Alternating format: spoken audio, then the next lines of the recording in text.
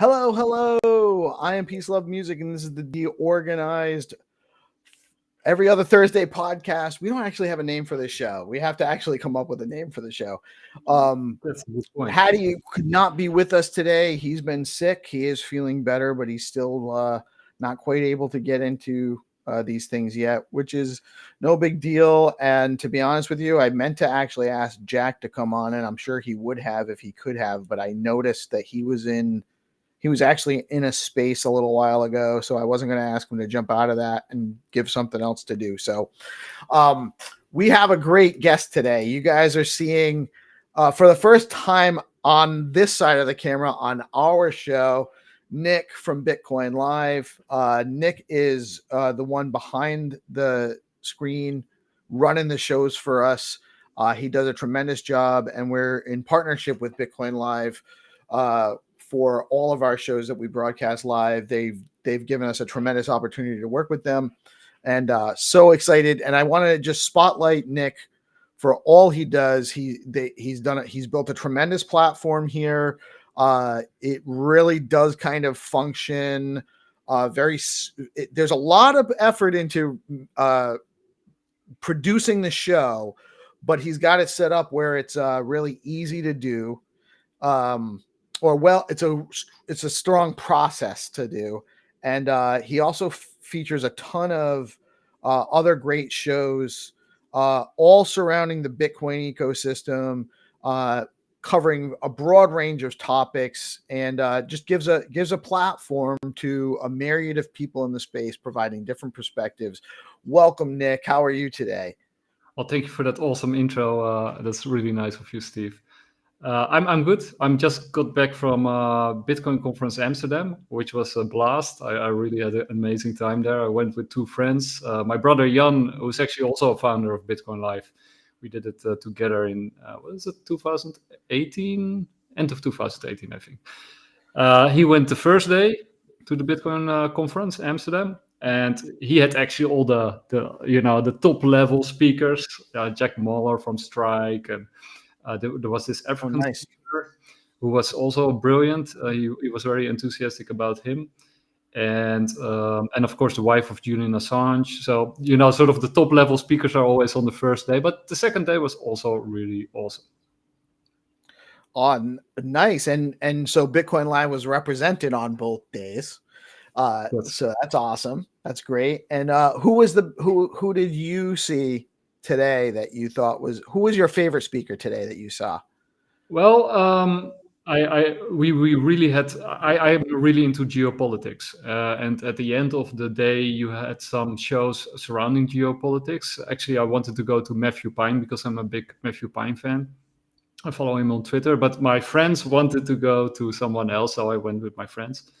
So we went to Buitink. He's like a Dutch gold analyst, but also a big Bitcoin advocate. And Van Middelkoop also. Buitink is his last name, but he's Dutch. Oh, okay. Buitink. Yeah, well, I actually sometimes DM a little bit with him. I don't know him, but I try to get him on the show, but that didn't work. But he's a nice guy and a smart guy, and so he sort of dived a little bit into comparison between gold and Bitcoin and why you should have both, which I actually agree with. And Van Middelkoop really did. He's sort of a pretty famous Dutch analyst who's sometimes also on American shows. He did basically the geopolitics, which I also mostly agree with. And there was a really nice speaker, but I forgot his name, who was sort of at the start of the day, I think around 1:00, who spoke about layer 2 solutions, and that was quite eye-opening, and sort of all the sort of difficulties and trade-offs that are that have to do with layer 2 solutions. From bridges to federations and everything that can go wrong, and why we should try every avenue that we have in order to make it work. And he says it won't ever be completely trustless in his opinion, but we have to make it as trustless as possible, and we have to explore as many avenues as possible, and basically get the broader crypto community also involved. So he was not a complete Bitcoin. So that was also interesting. That is very interesting. And as you know, I'm definitely a Bitcoin supporter. I love Me too. Bitcoin and what it stands for and the ethos behind it, decentralization. I'm a huge fan. I'm a member of the community for the Stacks ecosystem, the Stacks layer 2. Stacks is the largest layer 2 by market cap being built on a Bitcoin right now. And I don't know if you're familiar with the SBTC product that's coming. Now you might have to fill me in on that one. So this stuff is happening all the time. So Yeah, so you're aware of like the Nakamoto update coming, and they're gonna, the hard fork is probably a couple weeks away.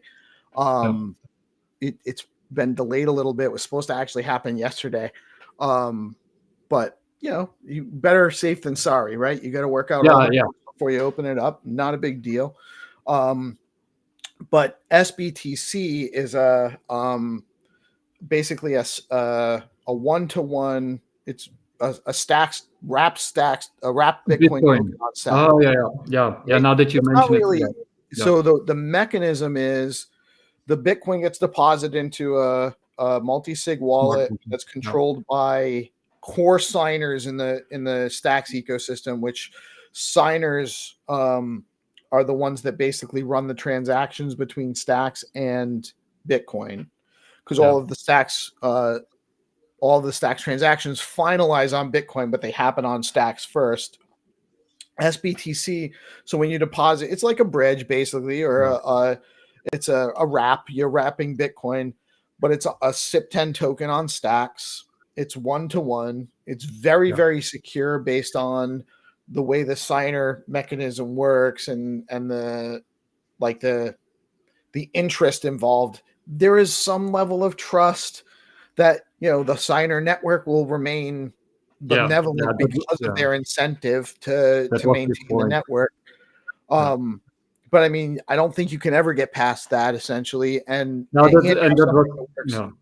was also his point, right? So his point was exactly what you just mentioned, that there will always be sort of a weak spot where some trust is involved, and that you can't really get around that sort of trade-off, but that there will always be sort of these kind of trade-offs, and that we have to sort of explore every avenue in order to make it as robust and resilient as possible in order to sort of work around the banks, right? So because that was his main point, like, we don't want these intermediaries to get back in the game, right? We want to eliminate them as much as possible. As decentralized as we possibly can. And also, the really interesting thing about SBTC, or the most recent development, is there's agreements with Aptos and Solana for it to be bridgeable to their platforms as well, or connecting. Nice. So they're going to be utilizing SBTC in other chains as well. So it's going to get Bitcoin adoption and functionality out to a bunch of the ecosystem, like a bunch of the broader crypto ecosystem. Yeah, and that's very exciting, because you do need the scalability, right? Scalability remains an issue. Exactly. And you got the trilemma, and there is no way around that trilemma, right? So you at some point you do need these second layers, right? And that was also a really exciting part at the end of the conference, where Katie from Lightning Network spoke. Nice.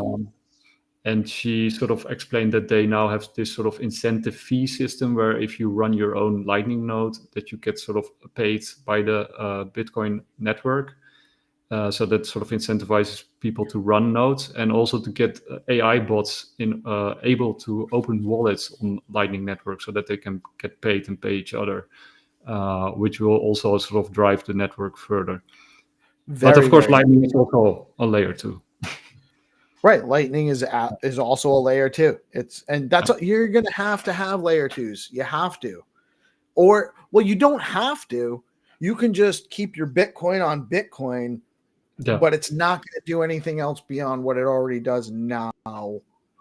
short of some meta protocol developments too, right? You're still going to have, runes and ordinals and BRC20 tokens and DMT development. So there's a lot of development happening on Bitcoin now. And that's very new. That's very new. Super exciting. Yeah. Super exciting. And then, of course, right, in the end, we do want payments to happen with Bitcoin, or at least, using Bitcoin as a sort of base, and that we don't. So because that's sort of the point that Jeff Booth made in a recent interview with George Gammon, because they have this sort of back and forth between them. And I'm a big Jeff Booth fan. He inspired me a lot. The Price of Tomorrow, but also Ego Dev Capital, which I really like the name of that venture fund. But he sort of explained that, we do need to also turn Bitcoin not only in a store of value, but also in a medium of exchange. Because otherwise, and that's something that some other guests in this conference also touched upon. He was from the Dutch Libertarian Party. That you can sort of, if you build a CBDC on top of Bitcoin, which is basically another fiat, only worse, is that you can, the more you print of that CBDC or that fiat, the more the price of Bitcoin goes up, which incentivizes to print even more. And, so that you get this sort of infinite loop where Bitcoin goes up, but, that allows them to print more of their CBDCs and their fiat. And so that would be sort of reverse. You're going to get that. You're going to get that. Yeah, but so what is important is of course that there remain exits in the system, that you can sort of escape such a system.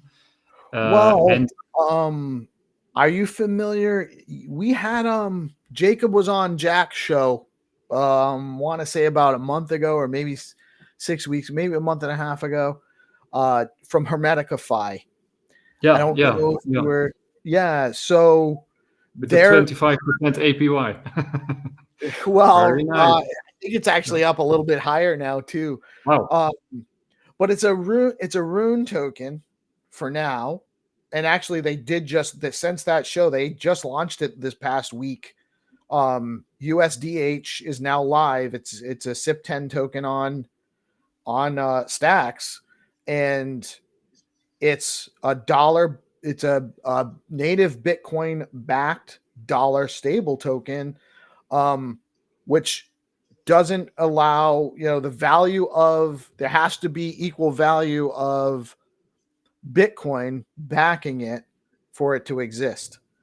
And it's hedged, he's got a short futures hedge against it, so the value of it will always stay with $1, but the interest will go up and down. So the interest has actually gone a little bit higher from what I've heard, but it's also some of the interest on it's paid in points, I believe.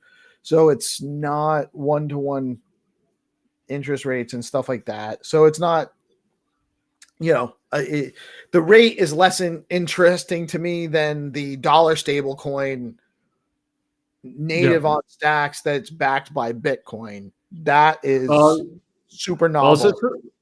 Sort of the main point of all these people and all the things that sort of what they agree on is, whatever solution that we come up with, it has to be as decentralized as possible, right? So sort of that is sort of the main takeaway from either it's Lightning or it's Stacks or whatever it is. It has to be as decentralized and trustless as possible. And as long as we aim, as a community towards those goals, then eventually things will improve. And so I really enjoyed it, and that's also the mission of BitcoinLive itself, right? To decentralize as much as possible. And they were also talking about Nostr, of course, which is basically trying to decentralize social media and doing I think a pretty good job. And that's also one of our core values, because we have a cute name, right? We have this slogan like Decentralized Broadcasting, which I came up with, and it turned out that nobody used it yet. So, I thought that's nice. But there is sort of a philosophy behind decentralized broadcasting, right? I really see BitcoinLive more as a federation, sort of like-minded people which share sort of core values. It's okay that we have differences of opinion and different kind of focus and angles, but we have these sort of core values which sort of coalesce around the Bitcoin ethos. And all these different people, they make different kind of shows about different kind of topics with different kind of expertise. And we together, we form Bitcoin as a federation. And it's also decentralized in the sense that we spread this message and these values of decentralization. And it is also decentralized in the sense that we're on many different social media. That's also self-preservation, because we have been banned many, many times. So we have learned the lesson of to diversify, which is a form of decentralization. But we also try to push decentralized media itself, right? We're on TreeSpeak, and we're also gonna go on Noster and Woobits. Those are also sort of our goals. The only problem is manpower, energy, the stuff that you also can talk about, because I have major respect for what you do with DeOrganized Media. I know how hard it is to be in all those spaces and run all these things, and you do like how many shows a week? 8 shows or something? Like 7? It really is. It's even more than that, probably, because of the other shows I'm supporting and the other projects I'm supporting. And I get in. So just my regular DeOrganized schedule right now is Monday through Friday. I do the morning show, which, you know, started off with me just saying hi and giving some like positive messaging and a little bit of a shout out here and there about what was going on, to now I'm handling the Stacks calendar, and I'm really trying to cover all of the major news that's going on in the space to really fill that need, because it turns out that there was really demand for that. There's we're getting a lot of people watching and a lot of people paying attention and a lot of interest. So Monday through Friday, we have that. We have a space that we host every Wednesday that's specifically geared towards spotlighting projects building in the Stacks ecosystem. That was like the flagship piece of what launched DeOrganized, which was launched out of the D grants process through the Stacks Foundation. And so 5, 6, right? Then we do this show every other Thursday. So that's when I have that show at 7. I just added a space that I'm hosting later in the afternoons on Mondays called Whatever Mondays, DeOrganized Whatever Mondays. And that's actually kind of spurred on by our friends at Zero Authority DAO. They really, it's because I wanted to create a time where I'm regularly having a space that Zero's available, because he's West Coast US, and earlier that's a little bit hard for him. So I put on that it's brought to them by Zero Authority DAO. They're not really sponsoring it. They're just friends of mine, and I love their project, so I'm happy to shout them out. And I really think that what they're doing in the space is great. But that's 7. Then I also handle, I've been helping Jack with his show. The Stacks Link project that just launched. They have a regular space every Thursday morning. So we had that this morning. I actually had a prior engagement, so I was doing that remotely from another event I was in. We could go on and on. This past weekend we had some technical difficulties, and I filled in. Fortunately, I was available, and I filled in and produced a couple of shows for BitcoinLive. So we got Good Kitty show out, and we also hit the show. This Saturday is part 2. Actually, I have a call with Good Kitty afterwards. Very nice. Very nice. Looking forward to seeing that. I thought it was a great show. Paul was a great guest. She's so organized, and she asked great questions. She's very well in touch with the subject matter for what she's covering there. So love that show. Shout out to Good Kitty and Paul. Thank you for filling in, because my computer broke down, and I was so glad that I didn't have to cancel stuff and that you sort of could jump into that. So thank you for running that. So it's because I believe in what you're I believe in that's why I'm here, and that's why you've given me the opportunity to broadcast on your network. We share a similar perspective on things. We don't agree on everything, and that's no one's ever expected to, right? We're all stuck in our individual finite perspective. Like, I can't see things from your perspective. You can't see them from mine. We can try to understand each other, keep open minds, and respect the right to have a different opinion. That's actually something that's very lacking in today's media. You can't have an opposing opinion to whatever the media is saying. How backwards is that? Yeah, but luckily we also share a lot of stuff in common, and we also should emphasize that, of course. And BitcoinLive is Bitcoin centric, of course, also. And I love what you're doing with the organized media. And this is it's kind of interesting also to sort of talk about the evolution of BitcoinLive itself, right? Because we started just me and my brother like 5 years ago now. Almost 6 years, if you said 2000. Almost 6. Yeah. Time flies. It goes quickly, sir. And but we started like super amateurish, and we still have a lot of time to a lot of room to grow professionally. But we just started, two brothers doing a show, and we did like you doing now, like 8 shows a week, often like an hour on end, and we did it for a couple of months until we sort of broke down. Oh my god, we can't keep this up. I absolutely understand and have much respect for what it takes to build what you have here. And I'm super appreciative for the opportunity to be able to kind of have the foundation already here for what I'm doing, so it was able to, I was able to kind of figure this out. It wasn't as hard that's why I'm able to do so many shows a week, because there's something here for me to use to do that. Well, and then this is also, maybe a good pitch to do right now, for anybody watching and you think of starting a show and you don't know where to start, because, there's a lot of stuff involved, right? I mean, you have to orient yourself, but you also have to create a network and a community, and all that kind of stuff takes, now how much stuff that takes. And one of the nice things about BitcoinLive, but also about, the organized media, is that you can sort of piggyback or sort of lift off the network effect that we already established, and the expertise that we have, and the people that we know, and the communities that we build, and the reach that you have. But also sort of you can just plug in and start your own show, and we can help you set it up, and that takes a lot of hassle. It makes it easier to start a show if you're sort of doubting about it. You can even do a pilot show if you feel like it.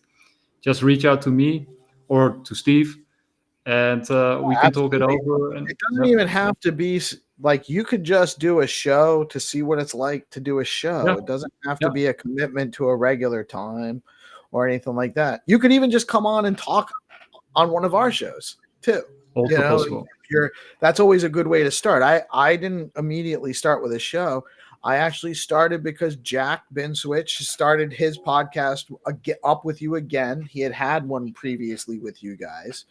And he asked for people to come on, and I offered. I said, "Oh yeah, I'd love to do that. Get on and chat with whoever." And we met, and I consider you to be a good friend of mine now. You're an awesome dude. We do share a lot. We see eye to eye on a lot of things. I wasn't trying to. My point was to make a point, but we do see we meet eye to eye on a lot of perspectives and how we think people should be treated, and how we think maybe the things should go, right? But I got my start going on Jack's show, and I met you. We built a relationship. I happened to be doing something through the D grants process that lined up well and made sense. And it just, sometimes the universe puts you where you want to be, but don't be afraid to try. Right? If this is something you've been reach out. Reach out. Absolutely. Yeah, and then we always love onboarding new people with new perspectives and new shows. I think it's sometimes different. We had some people who had shows who went on to do other things, But I think in total we ran about 15 different shows or something on our platform. But we started off with our own show until we sort of got banned by YouTube for unknown. Yeah, that's a crazy story in itself. Well, YouTube. So I watched. I've been using YouTube for a long time as a viewer. It was actually a great place to go get different perspectives at one time when it was actually just random people putting stuff on there, and the algorithm was a little bit more organic, where you could find stuff relevant to what you were searching for that wasn't kind of siloed. Now it's all very siloed. Like, you still get stuff that's relevant to what you're looking for, but it's only the approved stuff that doesn't touch on other things that they don't want it to talk to you about. Yeah, plus you have to regularly sort of break through your own bubble, right? Because you sort of spin this bubble, and then you regularly have to sort of change your own search habits in order to sort of find new stuff. Right. Well, and I find most of my YouTube watching now is on my TV when I do walk away from my computer and sit at my couch. I'm just watching what they suggest to me, because there's always some stuff that's going to be interesting. So they've already got it controlled. If I want to find alternative stuff right now, most of the time I actually go to Twitter, or you can go to Rumble and stuff like that. But there are some other places. But I find Twitter to actually be the place where you can get more honest discussion. Yeah, I totally agree. Absolutely. We're still biggest by far on Twitter. What you see on YouTube is purely organic. Since our ban, we didn't spend any effort or money in order to make it grow. So what you see there is purely organic. And we've been, and we have also been banned on Twitter. To be honest, I like Twitter, but we've also been banned on Twitter and had to start over. So we started over from YouTube. We had over 10K subscribers before we got banned, which was a little bit more than a year ago. I was also banned under. I had to create. So my PeaceLoveMusic account is actually new in January, because I hadn't really been on Twitter very much before that. It was so I was with the Node Rocks group, and I was trying to help those guys get the attention of Magic Eden and some of the other projects in the space, because we were trying to unrug the project. It had gotten rugged. Yeah. So the community was still in the process of doing that when I came along, and I started using Twitter more then. And I had grown my account. At the time, I'd only had like a couple hundred followers. I hardly ever used it. I had grown my account organically with I made connections with a bunch of people in the broader Bitcoin space, including a number of like influencers that had high account numbers. And I just was taking it a little bit too far, being a little bit too goofy with the promo of it. Like, I was more like acting, but I pushed the envelope a little bit too many times, and I know what I did. I don't think I should have not gotten my account back over it, but they didn't see eye to eye, and I got banned on X.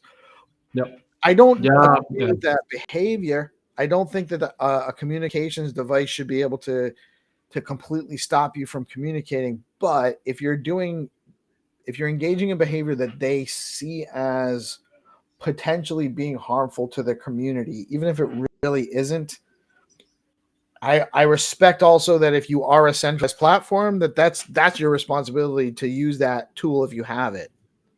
Yeah, absolutely. I think I probably got banned because of, I was very outspoken during COVID, and and then there was this moment there were different people in control of Twitter. So that was, Jack Dorsey stepped down, and then I told my brother, oh shit, I'm gonna, behave from now on.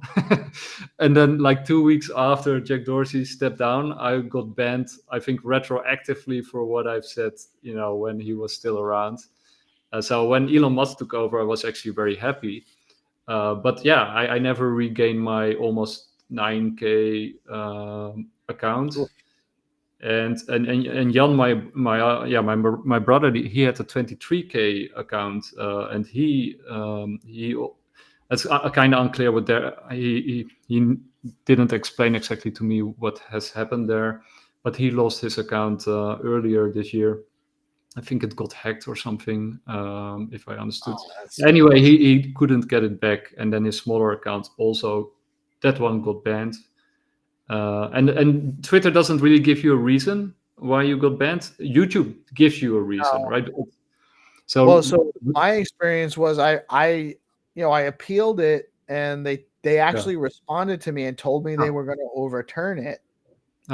And like it would be like within like 60 minutes. And like a couple hours later, I'm like, it's still banned. And I messaged them again. I emailed them back. So I had emailed and they were like, they gave me this, sorry, after review, you've continually broken whatever. Community guidelines. Blah, blah, blah. Yeah. So the YouTube was a crazy story. I'll tell it very briefly. I was in an interview with just a nice guy talking about the economy. It wasn't really exciting, it wasn't really cutting edge or dangerous stuff. But during the interview, we got a strike, as they call it, for what you're saying right now during this interview, while it was still live, is unacceptable, without sort of specifying what was said. But it was really strange because the interview was still ongoing. That was the first strike. So then my brother sort of appeared in the comment section, like, we got a strike. And then like 2 or 3 minutes later, we got a second strike, and that was like, you're making dangerous content, like just a blanket strike for that. And then a few minutes after that strike, we got banned because the third one was, you have repeatedly violated community guidelines, and your account is now terminated. Goodbye, or thank you, come again, right? So it's like, and the interview was still ongoing. So my brother was sort of in the comments, like, and I was, watching. Wait, so the interview was ongoing. Did the account shut down? No. Afterwards, sort of that interview never appeared, and afterwards, of course, I called my brother, and he said, like, I cannot sort of access YouTube anymore. And that was that, and that that created a love-hate relationship with YouTube, but also with centralized media, right? I mean, it's sort of like you need them because everybody's on it, but it's almost like the harrowing where Jesus has to descend into hell to save souls, right? You do need to use these central platforms in order to reach people, otherwise you're just reaching to the choir, of course. So no, that's absolutely right. You need to be able to use those mediums to reach those audiences as you can, I like YouTube. I saw that whole thing break down. I started to change a long time ago now, probably even before you started before you were even started in 2018. I probably like a good 5 years before that, I saw it change from being really organic to being very hyper controlled and very also like a lot of inauthentic content, like a lot of shows that were aimed at looking like it was real stuff and real people, but it was scripted and staged. Like the guy with his kids and the gamer kids, and there's a bunch of that stuff that was like not really real. Like all the stuff that they were presenting was and the guidelines are super vague, right? I mean, they did improve since then, but they don't strike you down as hard as they did back then. But they are super vague, and crypto is a very vague area because of the regulation and stuff. So you're sort of constantly sort of in difficult terrain. So they can strike you down at any moment if they sort of feel like it. But yeah, and then of course, it is to protect people from disinformation or illegal activities or whatever.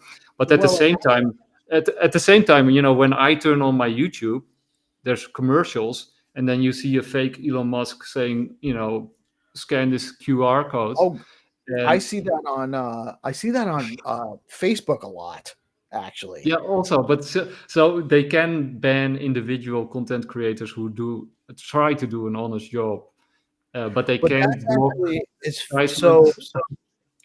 So right now we're broadcasting through Restream. Part of the decentralized piece is the ability to go on to multiple social channels at one time. We're on your YouTube channel, the BitcoinLive YouTube channel, and the DeOrganized YouTube channel, and the PeaceLoveMusic X account, and the BitcoinLive X account, and the DeOrganized X account, and my Facebook page, and your Facebook page. Yeah, so and that's sort of something that I want to touch upon, because after that ban, it took me a long time to get back to YouTube again after that happened, and the same thing. Twitter was a little bit easier, but then I said, okay, we do need a YouTube account, but it sort of woke me up that we had to do it totally different, right? And that's sort of when I came up, like, we're not going to call ourselves Bitcoin Live, but we're going to call ourselves Bitcoin Live DB, and we're going to try to sort of create content, get more people involved and create more content, better content, more diverse content, but also to spread it as far and wide as possible, also to increase your reach, but also to make as many copies. It's basically the nodes, like running nodes. So in that sense, it's in a real sense, it's decentralized. So that's what we stand for and what we believe in, and I think decentralized media, like real decentralized media, they are about to explode, right? I mean, it always starts small and it seems to go nowhere, but the repression and the centralization is only going to increase exponentially. Well, they're and trying. That will drive people. Yeah. Right, they're trying, and actually, very related and interesting, because you had brought up Nostr, and I have only used it a little bit, and I know some people that love it and swear by it. There's a project being built on Stacks called Derupt, and it's a social-fi platform. It's a social media. It's decentralized because it's on the blockchain, and it's open source, and it can be written on top of, and you can develop your own client, and they don't have any control over the content at all Nice. on it. So they or the people building that have kind of taken they suggest that Nostr is very censorable.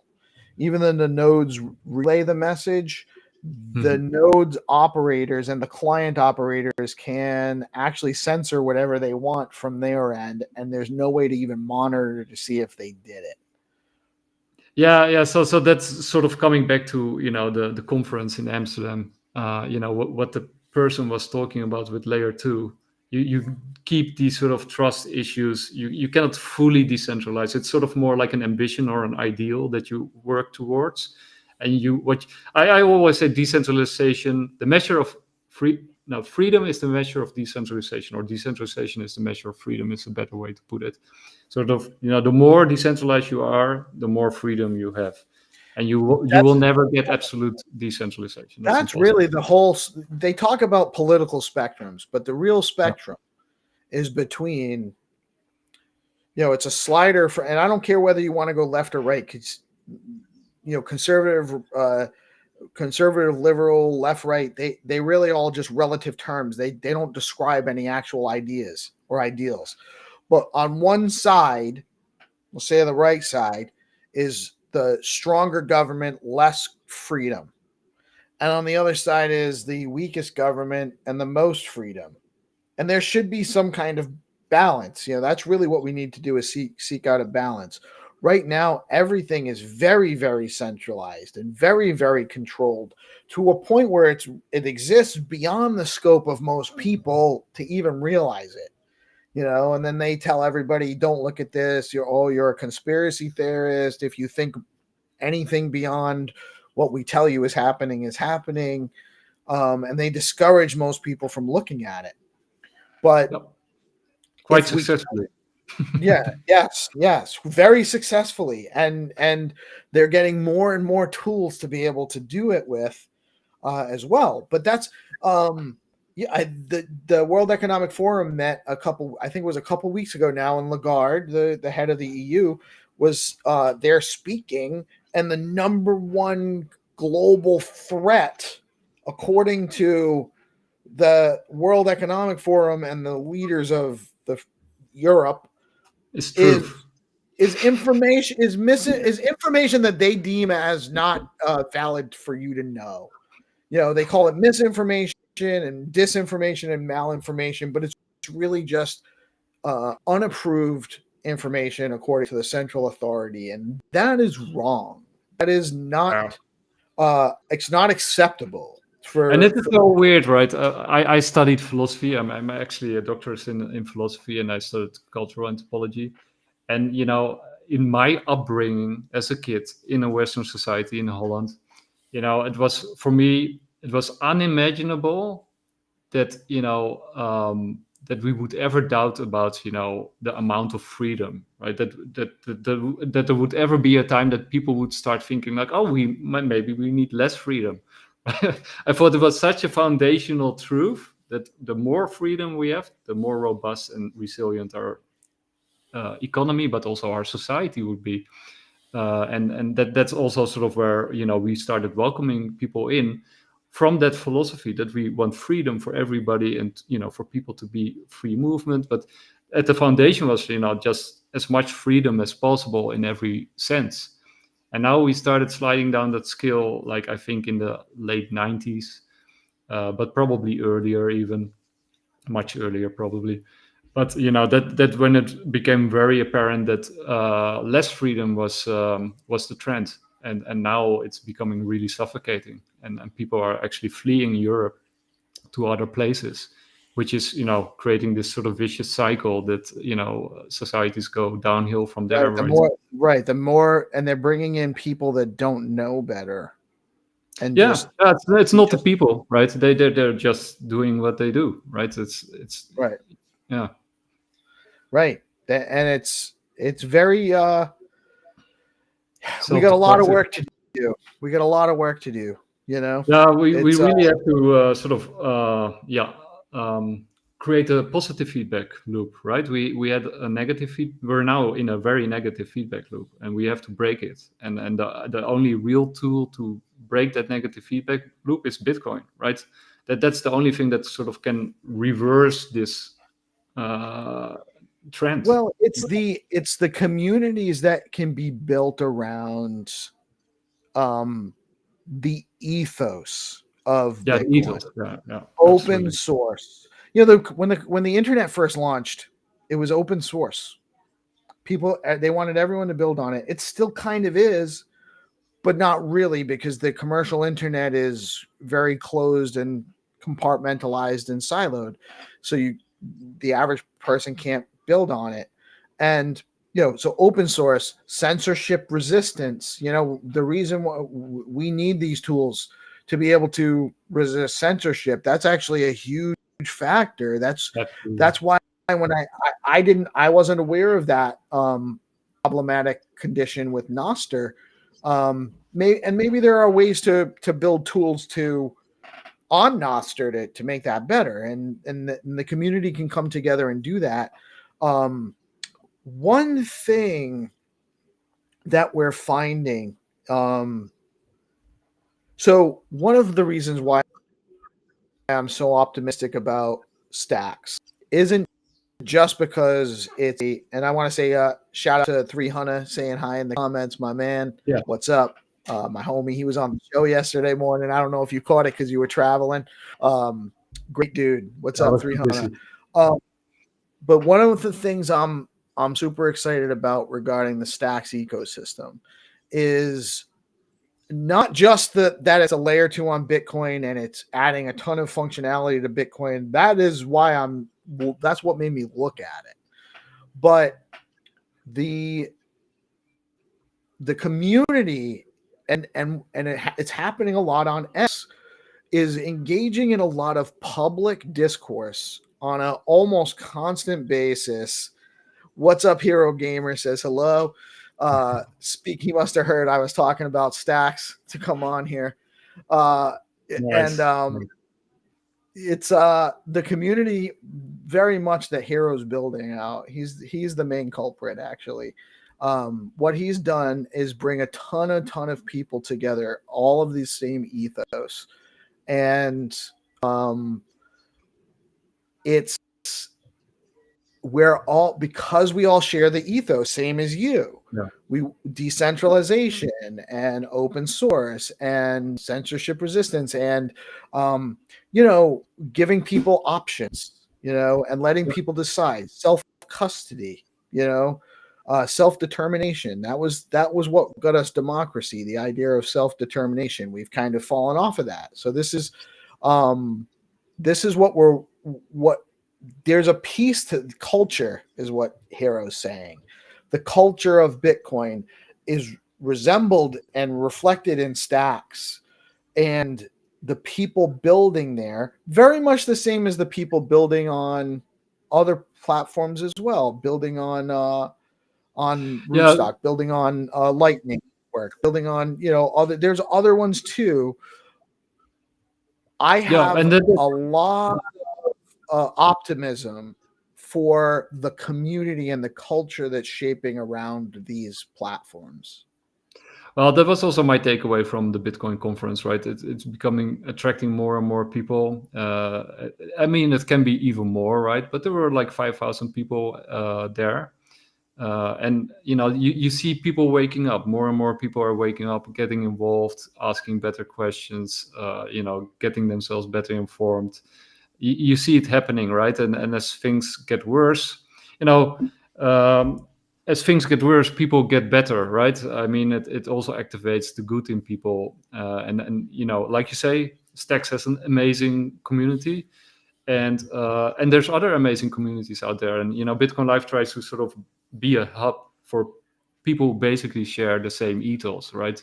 For decentralization, transparency, accountability, just working on open source, basically everything that has to do with Bitcoin.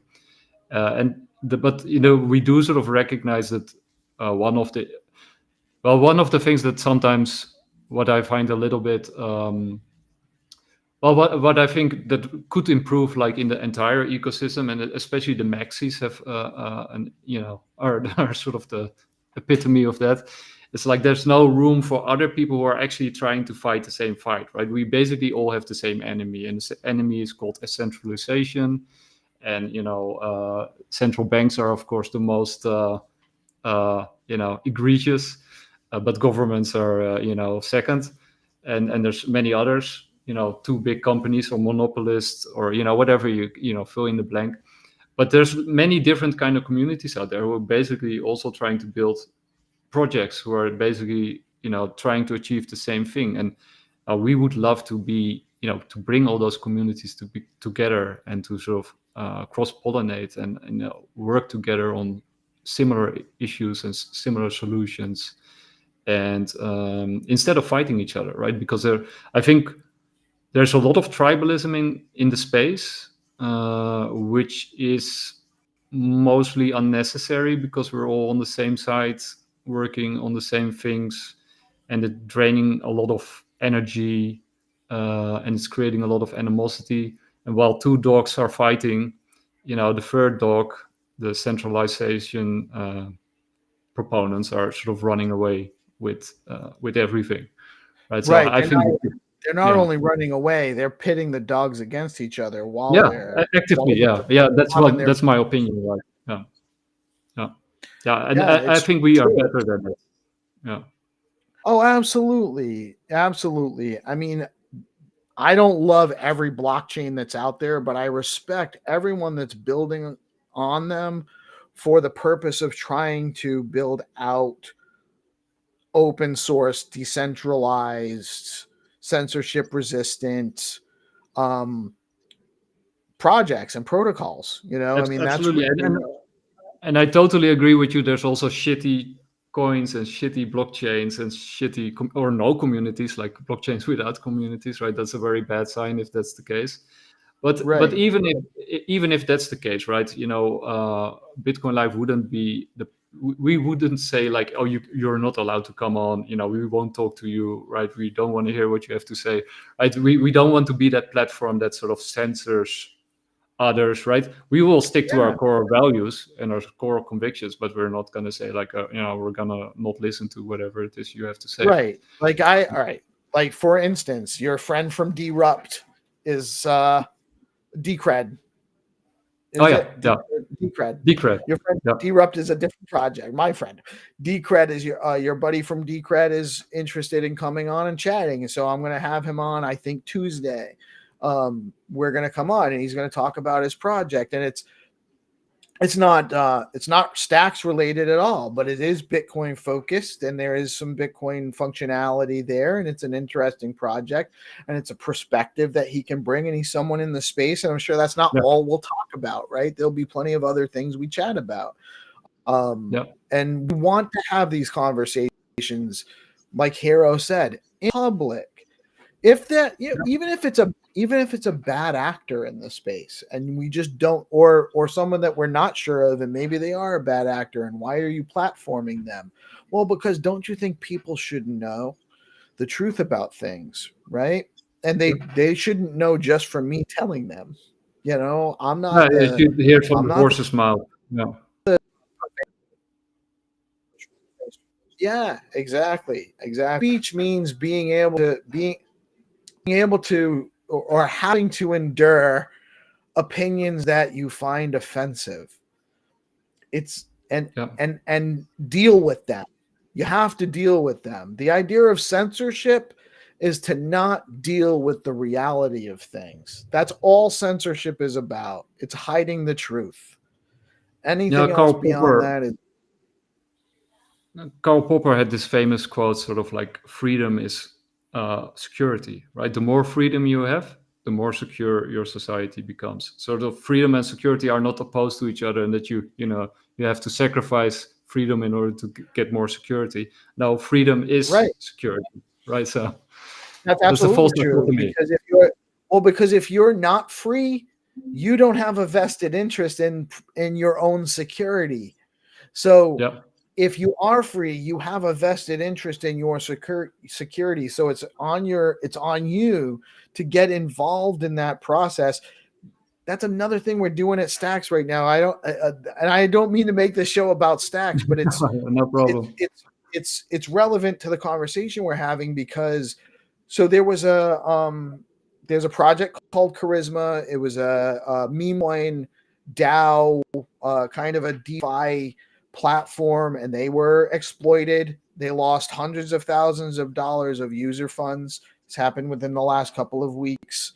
And the response from the community in Stacks was very tremendous, as far as getting together,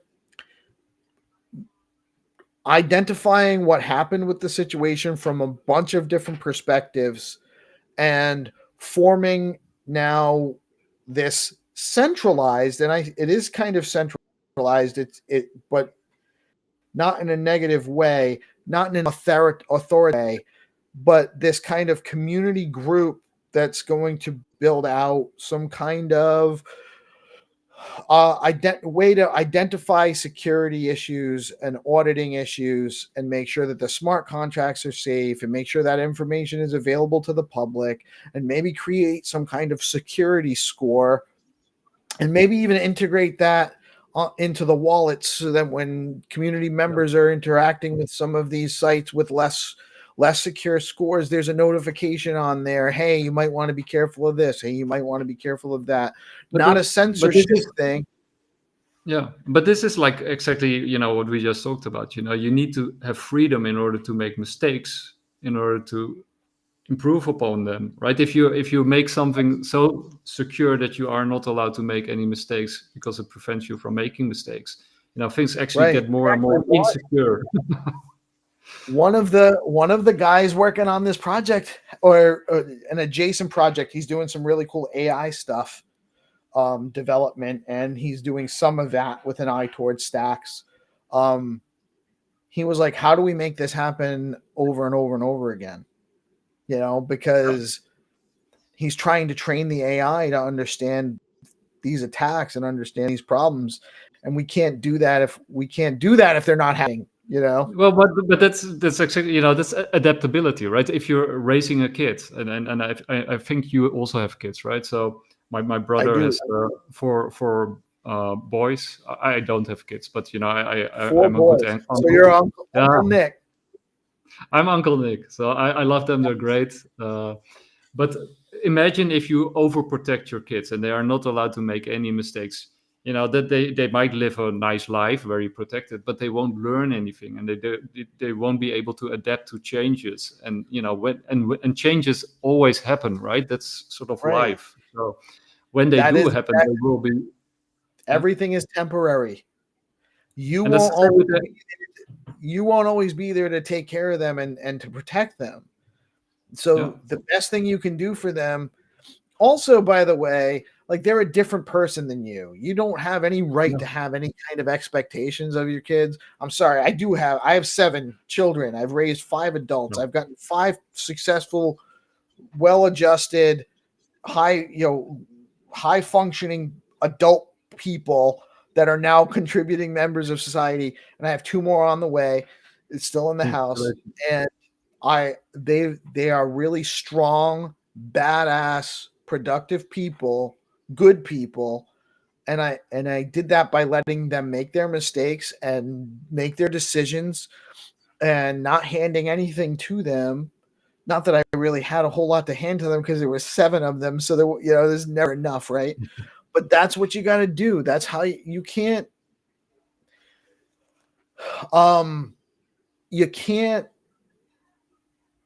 serve someone else's time for them. You can't learn somebody's lessons for them, no matter how hard you try. People got to learn. No, absolutely. And the same is, of course, with AI, right? In order for AI to improve, it has to learn, and the only way to learn is to make mistakes, right? So it's kind of how it works, right? So you can sort of overprotect, but that doesn't work, and that's sort of the direction where the entire society is heading. Like, we want to sort of block out every possible danger and put every trigger warning everywhere, so that we live a very calm and tranquil life. But basically it means you're dead. Or so. Right. All we have are our experiences.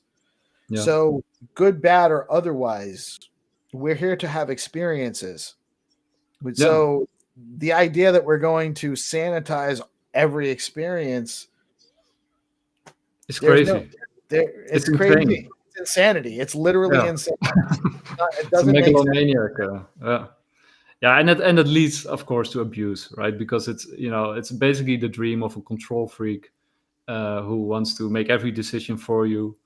And that, so it also incentivizes bad behavior, right? Because you're creating a sheep and a wolf to, watch over them. So you're creating the wolf and the sheep at the same time. More wolves and more sheep, right? So what you would want to have is like that everybody becomes a wolf. Maybe not a wolf, but a lion is probably a nicer picture. But something. Right, or a honey badger. Enough. Honey badger. He's in the bonding curve now on City. Not just kidding. Right. No, but also, when somebody gives you advice, right, and they always mean well, at least most of the time.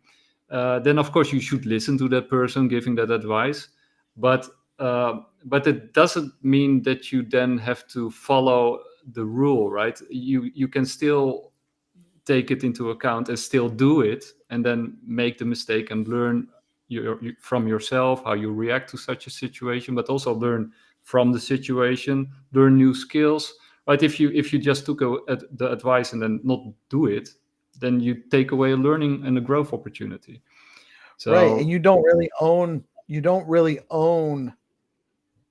the information from the advice, because it's not going to relay in the same way the next time, and the universe is going to put that same, because you didn't learn that lesson, you're going to live it again. You're going to live it again. That's what the universe does. So, and now we are all going to learn the hard lesson of hard money again. I love you. Oh, yes, we're all going to learn the hard way, whether we like it or not. Oh, I might be. You fell away back. a little bit. I froze for a minute. Landy is never misses an opportunity. I didn't know he was. Honey Badger is in the Spaces event this Friday with Moist. I didn't know. Is that the drip? The alpha drip from the Moist crew. I do love those guys. I'm not a big fan of Moist socks in real life. More dry socks. Yeah, I prefer dry socks. Fresh dry socks actually. But I mean, Moist socks are proof of work if you look at it right. So, and I love Landy. He's actually such a good guy in the space. Well, it kind of reminds me of Jack shared, what was it, yesterday? The Germans fighting knives with towels. Oh, yeah. What is going on? Oh, my God. I wish I spoke. Did you? Because I couldn't understand what they were talking about. Was that really what it looked like? What's that? I wouldn't put it past them, right? I think that would probably it's probably legit. Yeah, I think it's not comedy or satire. Yeah, but because Europeans are sort of entrained or conditioned, sort of to hate weapons and to put all the weapons in the hands of the state in order, to protect us. So we always get. I don't agree, but I understand. If the state needs it, then I need it. If the state needs it, I need it. And but I don't think I need it. But we do have like a rising violence problem in Europe. The last 10, 20, 30 years. No, let's say last 10 to 20 years. It's really exploded, the violence. But most Europeans don't carry a weapon. Like basically no one should carry a weapon officially. I don't. But as I don't. I fully respect I see the right to be armed as the right to defend yourself. I do, and I feel I feel very strongly that you should not have to defer your capacity to defend yourself to the state, which clearly doesn't have the capacity to defend you as well as you can defend yourself. And that goes back to the same freedom and security paradigm we were talking about. But I also believe that we manifest the situations that we experience by our actions. So I don't want to manifest a situation in which I would necessitate needing a firearm to defend myself. So I follow the logical conclusion as far as not wanting to manifest that situation, and I keep myself that way. Yeah, but often sort of when you, I'm just talking about what I think is the case, right? Because I don't have that experience because I don't carry a weapon. But I can imagine that if you do carry a weapon, that you would be very responsible with it because it's a weapon and you know what it can do. So you're very careful, and the last thing is that you want to pull it, right? It would be sort of a last resort thing, right? Unless you're a bad actor, and then your entire intent is to use the weapon. But then if you're surrounded with people who also have a weapon but only use it in a last resort, you couldn't do as much damage than if you are the only one carrying a weapon and you have bad armed intentions. Society is a polite society. Yeah, I think sort of the stats. I think Jordan Peterson did like long time ago. He had some guest on. I forgot. It's long time ago. And it was sort of like the states that all carry, where everybody carries a weapon are super safe, and the states where nobody carries a weapon are also super safe.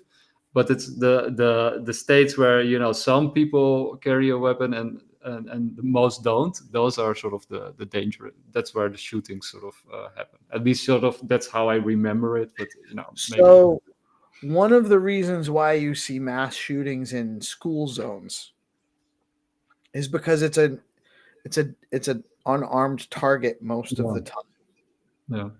The people there are not allowed to have weapons, and that makes it a target, especially if it's a broader community that has access to weapons. Like it doesn't make sense. And there are definitely it's Landy is agreeing with me. Bad actors don't follow the law, which is why gun-free zones are silly and unenforceable. Right. It's unenforceable because bad actors aren't going to follow the rules. So it just doesn't work. I understand weapons are scary. The idea of violence is scary or unpleasant. I totally get that. I don't want to be armed. I don't want to have a situation. And I, as a realtor, I don't avoid the more the neighborhoods where you might be where there is higher crime, right? I'll go show houses anywhere. I'll work with any buyer, and I maybe I should be kind of arming myself in those situations. I've definitely gone into places where I was probably vulnerable. I've definitely had situations where there was a group of guys coming out to me and my buyer after a show that seemed like they were going to mug us, and I talked them down because I can do that. But I shouldn't have to. That's my choice, right? Yeah. And I'm aware of my surroundings because I know what I have to deal with potentially in those situations. But sort of Europeans are sort of so the news or the mainstream news in Europe is using these sort of mass shootings as sort of the boogeyman about look at what is happening in America if everybody's sort of walking around with guns. And because we're sort of brought up from when we were young to sort of be fearful of weapons and sort of to trust the state with all our with everything, that sort of plays into sort of the mindset and sort of the perspective that we are raised with. So that's sort of how Europeans watch these mass shootings and why they are so anti-gun oriented.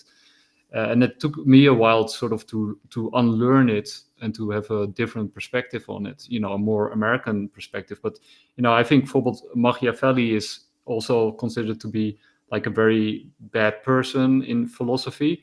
But I think he's more like a social contract theorist, like in line with Thomas Hobbes and John Locke and Rousseau and John Rawls. But Machiavelli basically and Spinoza, he said like the only way for the state to behave is to have an armed civilian citizenry. Yeah, that's the word. Citizenry. Yeah. So that sort of keeps the government in check, sort of. And if you don't have that, then it can easily turn badly. And I think that in check, and it keeps society safe. Yeah, and then to bring it back to Bitcoin, right? Being your own bank is also scary. You can make mistakes. You can lose funds. I mean, I made a lot of mistakes being in crypto, stuff that I regret. Like but there are also like learning opportunities. Which if I didn't make those mistakes, I wouldn't have learned those lessons, and then I wouldn't be where I am now. So, right, that's sort of the trade-off. Is like, do you want to grow and learn, or do you want to be protected and taken advantage of?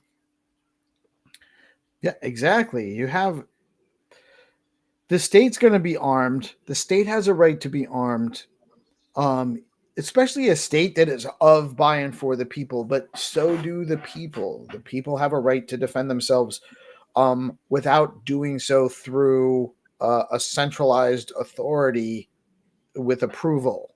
Yeah. And in the West, we've been lucky, right? Because the basic philosophy I have here is that people who are otherwise peaceful, not causing anyone harm, should be otherwise left alone to do whatever they're going to do. A permissionless society. The only time the state ever needs to get involved is and maybe the state doesn't even need to be the one that gets involved here. It'll be an evolved state eventually, likely, but is when there's an aggression, when somebody aggresses against another, they violate the peace of another person. That's where you have a problem. Beyond that, if everything's consensual and all engagement is consensual and nobody's getting harmed, nobody needs to have anything to say about it. Nobody needs to be involved in it. Yeah, it's just between those two people. I totally agree. And and that's all. That's what we also stand for. For as much decentralized. Now, I think like 5 years ago, there's a lot of great content that got lost because of that ban. Because we never expected to get 3 strikes in 10 minutes. So we didn't have a lot of backups back then. Now we make backups everywhere, and that's also why we distribute it as far and wide as possible. But shit, now I lost my train of thought. There was I'm sorry. Oh yeah, I remember. So back then, we all did a lot of shows about sort of the fight between centralization and decentralization, right? And that's now coming to a head, right? It's we society in the West has to choose. Either we go decentralized, and then people will make mistakes.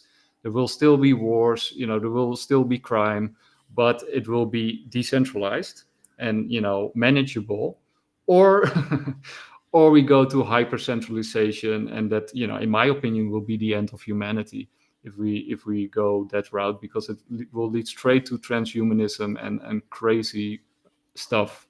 Is my opinion, it's my perspective, but I lean strongly towards humanity and decentralization, and decentralizing as much as possible while we still can.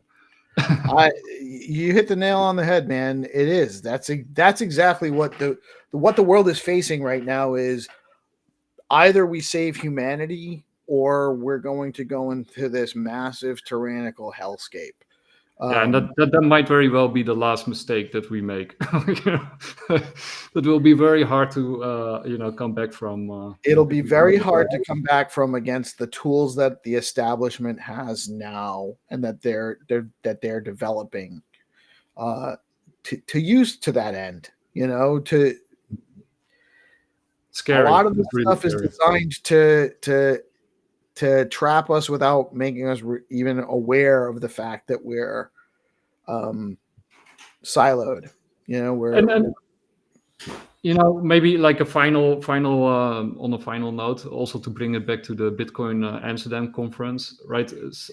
With the geopolitical stuff, with Van Middelkoop and Buiting, basically they both were arguing that Bitcoin was too perfect. Right, so you sometimes hear that, right? It's too perfect. It's like the perfect form of money. It's not completely, but fully decentralized, and that's why they won't adopt it, because it's a danger to governments, right? Because basically they have to give up power, and they can't give. They only want more power, so that's why they won't adopt Bitcoin, because it takes away power instead of that it gives them power. But I would argue that the other side of that coin is also true. CBDCs are also too perfect. Because CBDCs are, CBDCs are almost like the mirror image of Bitcoin. Like, as an evil tool, they are too powerful, right? Because who wants to submit to the CBDC of somebody else? Nobody. in their right mind would want to Well, use somebody else's CBDC. Never, ever. do we really need central banks anymore? Yeah, another good question. I think no. Yeah. No, so it will be a very. Landy, Landy says that he's going to graft bear arms onto his body and graft guns onto his bear arms so he can bear arms. And also reset hello as well. But yeah. You're sort of your connection. Yeah. I mean, and all joking aside, our community is. Can you hear me? Yeah. Okay. I love the fact that our community is not only is just so engaged, but also that there's such a bent towards humor and kind of saying things to make each other smile and laugh.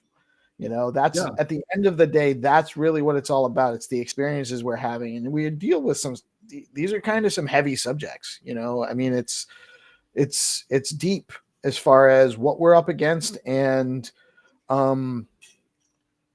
it's not really quite clear that we're going to be successful in what we're trying to do. It's up in the air.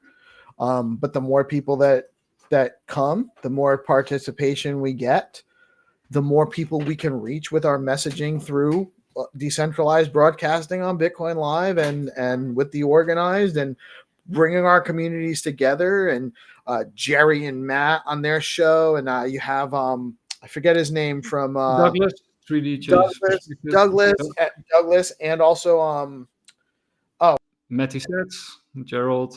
Yeah, we got a lot of shows. What's the coin D? Renzo. Renzo from what's that token? DGB. Digibit, yes. I used to, which I had a tag of a long time ago.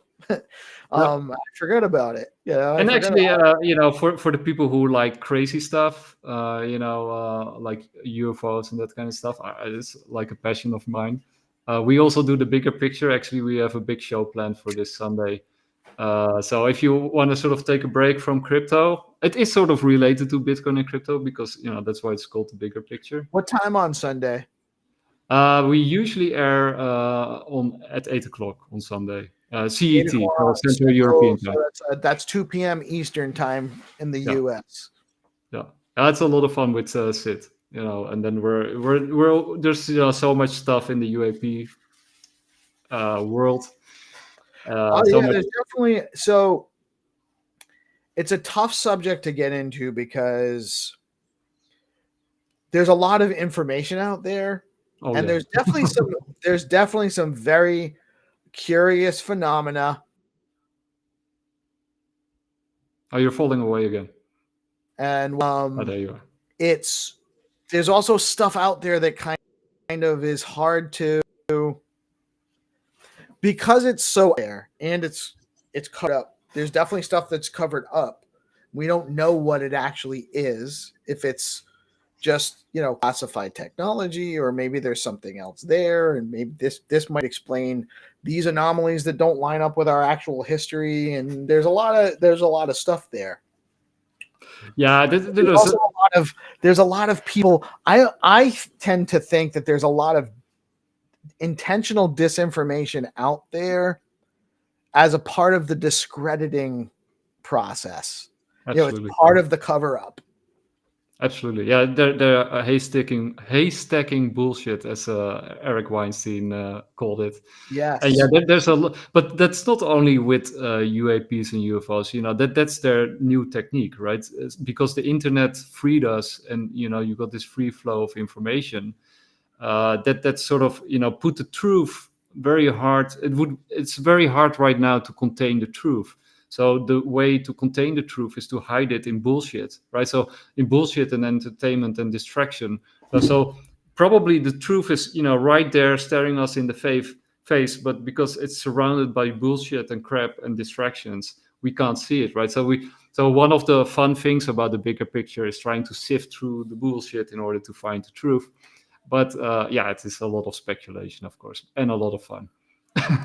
Yeah, and it's a good diversion. It is, like you said, it's fun, and if you take it with a, grain of salt. hey, we don't really know, we're just kind of talking about it. Hey, did you hear about this kind of ad? You're not actually like declaring facts. You're just presenting some ideas.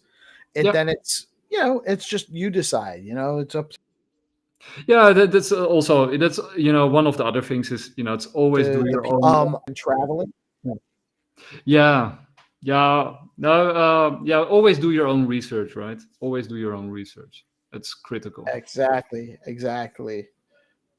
But yeah, Are you? We're actually an hour and 20 minutes in, and I know you're. And we talk. This is kind of how it goes when we start talking off screen. It's like this. This is kind of the conversation we just have, So I knew this was going to be we were definitely going to be. But yeah, with the connection sort of dropping away sometimes. Fill the spot. I thought we were gonna. Yeah. I think I'm losing my signal every so often here too. Yeah, it was fun. So, yeah, man, it was a great conversation. I love what you're doing with BitcoinLive. I love working with you, and what we're building together here. And I don't know, Landy. The man on the TV told me to not do my own research. Yeah, they did actually say that. They literally were telling people that during COVID, not to don't listen to the man on the TV, right? I remember the first after the first couple of months with COVID. Don't listen to the man on the TV. The remedy to COVID is just throw your TV out of the window, right? That's the cure to COVID. Just get rid of your TV set.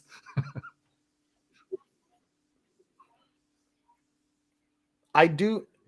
So we could do a whole nother show on this, and it would probably be another hour and 20 minutes easily. I do think personally, I mean, it's most of the information I've seen points to the fact that it was a lab leak out of Wuhan that was being funded in part by I think the sort of establishment and the corporate establishment. The more difficult topics we sort of touch upon, the more you freeze. Oh, maybe. Could be. You know what? Let's take that one. Open up another. We'll do that for part 2. Next time I have you on, we'll go into that, or maybe I'll come on your show on Sunday for your show, and we can talk about that or something. But we'll get on that. Let's wrap it up. I want to respect your time. I know you had a great time at BitcoinLive. And I love what you're doing with DeOrganized, because you're frozen. What's the last thing you want? I wanted to say I love what you're doing with DeOrganized Media, right? Because it's very sort of similar in mindset of what we want to achieve, but you're focusing on stacks, and I love what you're doing with the community. It's amazing. I don't know why. And much respect. Thank you, sir. Thank you. Likewise, man. I think that's why we hit it off so well. We're both working towards the same goals. We work well together, and I will have to keep doing it, right? We'll have to keep doing it. Absolutely. Yeah. Now I'm gonna go to the call with Good Kitty. I think she's waiting. Oh my God! Don't tell her it was my fault you're late. Nah, you can tell her. No. I'll be, I'll come up with something. She's probably watching. Tell her it was my fault. Sorry. Have a great show on Saturday. Thank you guys all. I'm Peace Love Music. This is Nick. Follow BitcoinLive DB. Follow Peace Love Music and DeOrganized BTC on Twitter. We'll be back at you again tomorrow morning with the morning update, and every other Thursday at 1:30 on BitcoinLive with our show. Also the Wednesday spaces, and then on Mondays at 4 p.m. we have Whatever Monday, where you guys want to talk about whatever you want. Let me know what's going on. Yeah, and check out our link tree while you're at it. You're frozen again, Steve. Unfreeze. Oh my God. Your connection, man. I might have to round it up. I'll give you a few more seconds. Yeah, I think I lost you. So to everybody watching, thank you for watching. Steve froze. I think he won't unfreeze. So see you again, and I'm gonna play the outro. Take care, everybody.